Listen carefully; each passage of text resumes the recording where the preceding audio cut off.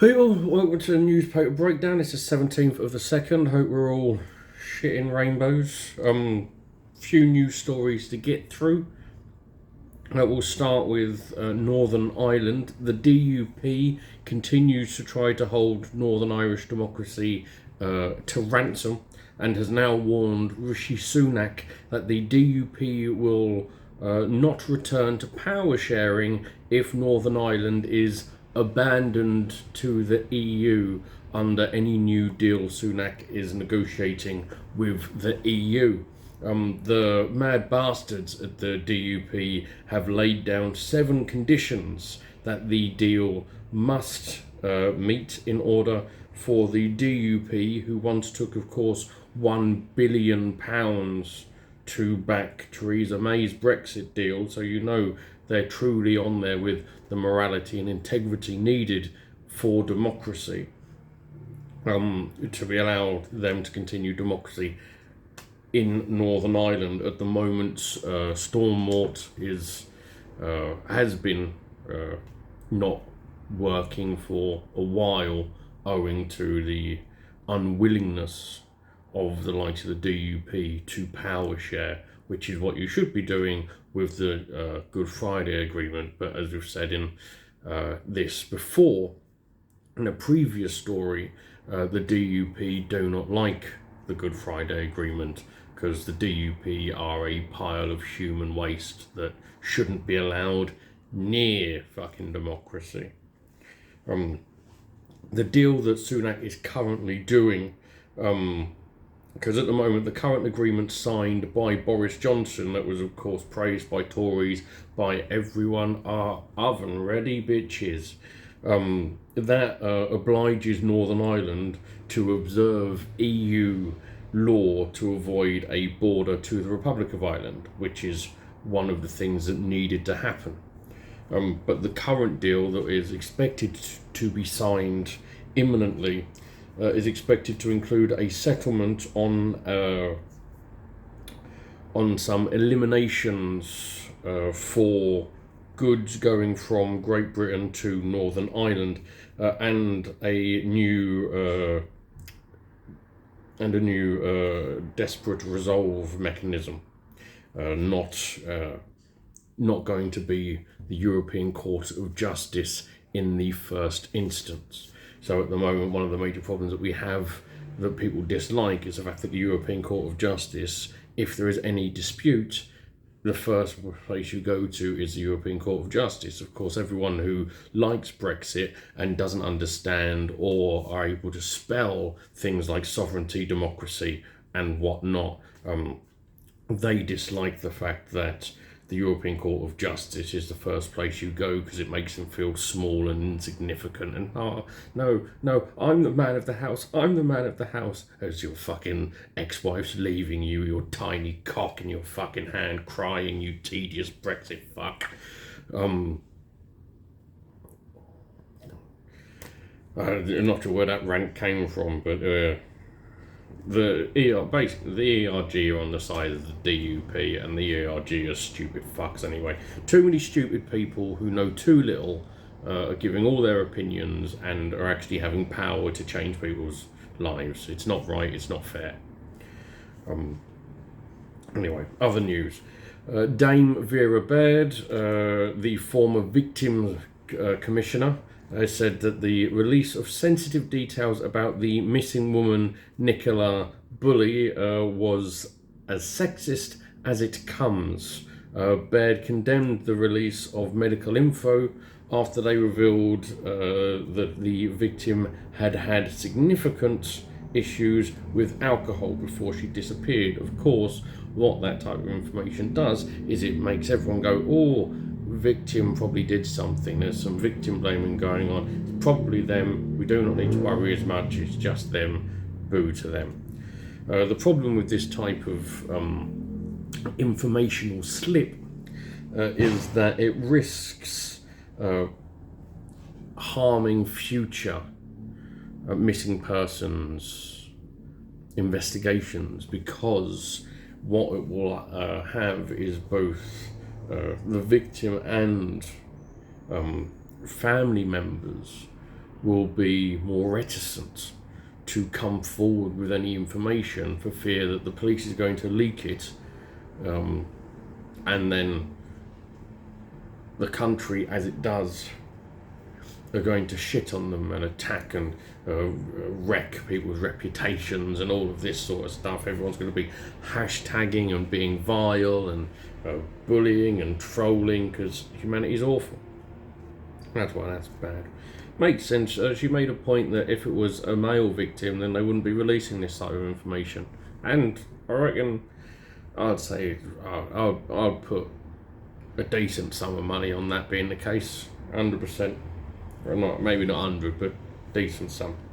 Anyway, the HMRC is writing to thousands of online traders, gamers, and social media influencers it suspects to have not paid the right amount of tax for money earned online. This is part of a continual attempt to keep up with the expansion of the digital economy. There is not at this time a suggestion of purposeful tax avoidance, only that most content creators are children and stupid. So they have no real world knowledge, no life experience, nothing that would make them think, hey, I'm earning money, maybe I have to pay tax, because as I say, they're all stupid. We should probably stop listening to all of them because they're stupid. Very quick story, but did want to point out that they're all fucking stupid. Anyone who listens to an influencer is also stupid. You've got a very sad little life and it won't get better. Not if that's your way of trying to improve things.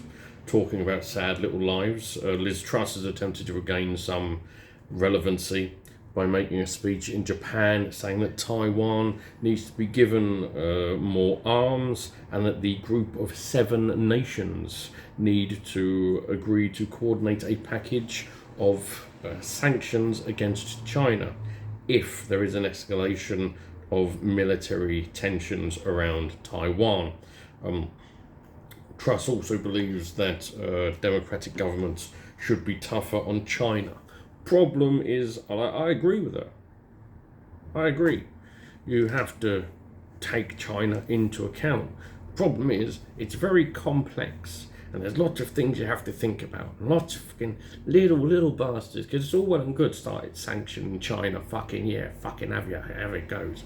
And then we can make our relationships worse with China. But the problem is that China is pretty much the world's factory at the moment. So what you need is everything in place first. You need to protect yourself first. Get everything in place. Don't tell everyone you're doing it. Just make sure it's a little get this in place and get this in place and get this in place. Like if you're going to leave your abusive ex-husband, a nice thing to do is plan ahead so that you don't end up on the fucking streets. Like, right, I'm leaving tonight. Gotta make sure I'm going there. Gotta make sure I've got some food. All upstairs thinking. That's what you do. But all of that isn't really Liz Truss's strong point. Liz Truss's main skill is being like a vacuum for intelligence. It just all gets sucked up when she's there.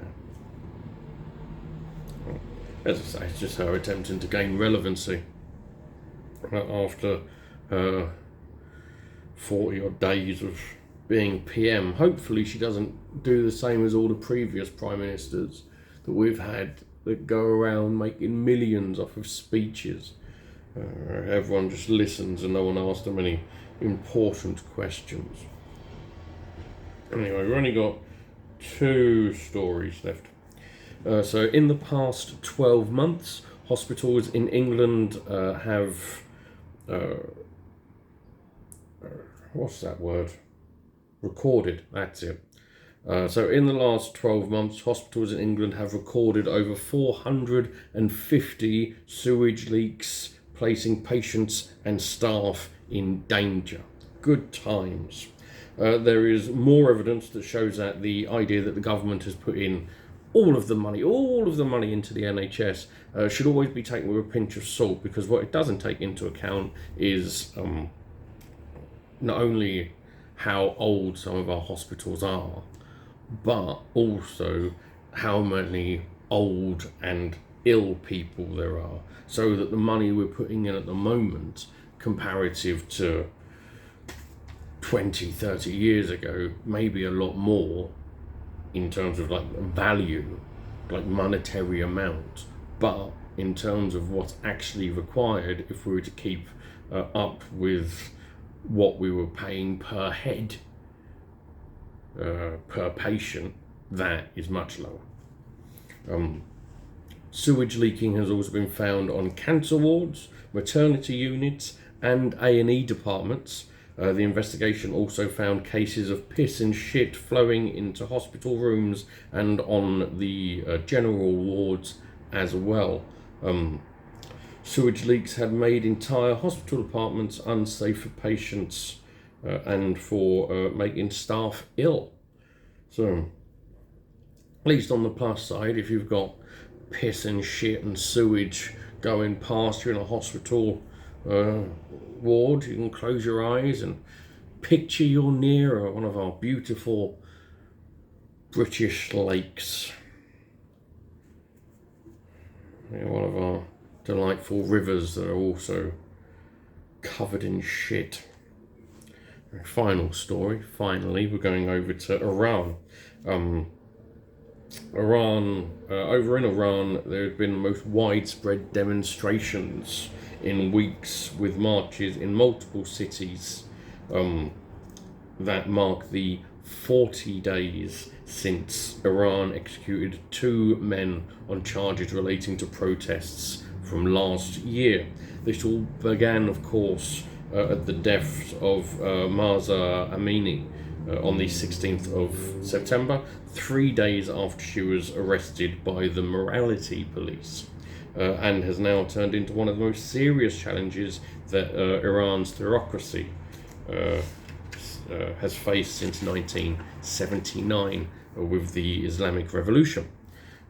Since the demonstrations began, we've had over 500 people have been killed, with over 19,000 detained, with violent crackdowns by the morality police and authorities.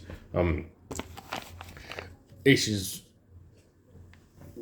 one of those small glimmers of hope in a shit heap world scenarios where you are seeing a real chance of fundamental change in a country like Iran, which is what you want to see. You want to see democracy and a bit more equality, and that would be lovely, a fantastic thing to see. And you can only hope, but you can never get atop yourself, because then you remember things like the Arab Spring, where people set themselves on fucking fire as a way to show that things need to change, and quite honestly, they fucking haven't.